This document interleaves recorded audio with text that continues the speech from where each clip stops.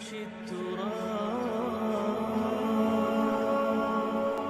يضمني وهو اس پر جو مرکوز کیجئے اپنی توجہ کو، تو جو حقائق سامنے آتے ہیں، وقت کم ہو رہا ہے تو میں جلدی ذرا کروں گا۔ ان میں سے نمبر 1 ایران ہے۔ اگر ہم چلتے ہیں عرب سے مشرق کی طرف، تو ایران ایک اعتبار سے یہ بازی لے گیا ہے پورے عالم اسلام پر۔ ان کے مذہبی عقائد، ان کی فقہ سے ہمیں جو اختلاف ہے وہ ہے اپنی جگہ پر ہے، آپ کو معلوم ہے۔ میرے بارے میں کسی کو اشتباہ نہیں ہو سکتا اس اعتبار سے۔ میری جس درجے دشمنی رکھی گئی ہے، جس طرح میرے سر کا جو ہے مطالبہ ہوتا تھا، 2 ہی آدمی تھے پاکستان میں کہ جن کے سر مانگے گئے، ایک کراچی کے وہ شاہ بلیغ الدین صاحب اور ایک میں، تو اس حوالے سے وہ اپنی جگہ پر اختلاف ہے، لیکن اس حقیقت کا اعتراف کیے بغیر نہیں رہا جا سکتا۔ پورے عالم اسلام میں یہ واحد مسلمان ملک ہے جس نے بہرحال اپنی شریعت، اپنے عقائد کے مطابق ایک مذہبی انقلاب برپا کیا ہے، اور پورے عالم اسلام میں مذہبی سطح پر، حکومت کی سطح پر فنڈامنٹلسٹ صرف ایک ملک ہے، یا دوسرا جو ہے تھوڑا سا وہ ہے سوڈان، لیکن اس کی اہمیت اس لیے نہیں کہ وہ کسی عوامی انقلاب سے نہیں بنا، بلکہ وہ تو ایک فوجی انقلاب سے شکل بنی ہے جو بھی بنی ہے۔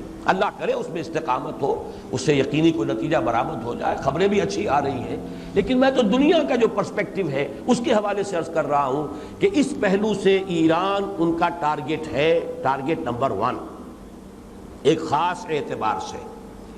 ٹارگٹ نمبر 1 ایک دوسرے اعتبار سے ہم ہیں، وہ میں بعد میں عرض کروں گا۔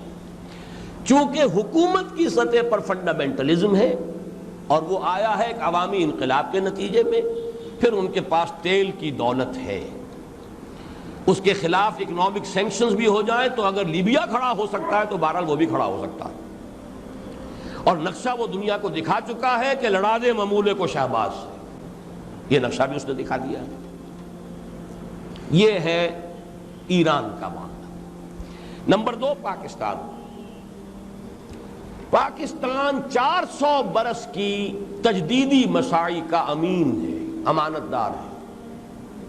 پورے ہندوستان میں مجدد الفسانی رحمت اللہ علیہ، شاہ ولی اللہ دہلوی رحمت اللہ علیہ، سید احمد بریلوی رحمت اللہ علیہ اور ان کا جہاد، پھر اس 20ویں صدی عیسوی میں یا 14ویں صدی ہجری میں علامہ اقبال جیسا مفکر، مولانا مودودی جیسا مصنف، مولانا الیاس جیسا مبلغ، شیخ الہند جیسا مجاہد حریت، پورے عالم اسلام میں ان کا پیرلل کوئی موجود نہیں۔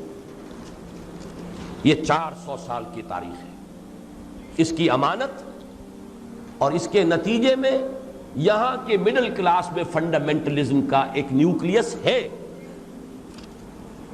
اگرچہ حکومت کی سطح پر کوئی پیش رفت نہیں ہو سکی آج تک، بلکہ اب تو پسپائی ہو رہی ہے، اب پیچھے ہٹ رہے ہیں۔ وہ ہمارے ان سیاسی جو بھی زعماء ہیں، جو جماعتیں ہیں، ان کی غلطی اور الیکشن ہی کو واحد میدان بنا کر اس کے اندر اپنا سارا وقت و توانائی اور قوتیں ضائع کر دینا، یہ ہے در حقیقت جس کا کہ یہ صدا مل رہی ہے کہ اس اعتبار سے تو پسپائی کی طرف ہے معاملہ، کسی پیش رفت کی طرف نہیں ہے۔ لیکن باہر والے تو دیکھتے ہیں نا کہ اندر کیا کچھ مواد موجود ہے۔ اگر مڈل کلاس میں وہ فنڈامنٹلزم کا بارود موجود ہے تو کسی بھی وقت اس کے اندر جو ہے وہ کوئی دھماکہ ہو سکتا ہے۔ دوسری بات جو ان کے لیے ایک اعتبار سے ٹارگٹ نمبر 1 ہمیں بنا رہی ہے، وہ ہمارا ایٹمک نو ہاؤ ہے۔ پورے عالم اسلام میں اور کسی کے پاس نہیں۔ اسلامی بم اگر بنے گا تو یہی بنے گا۔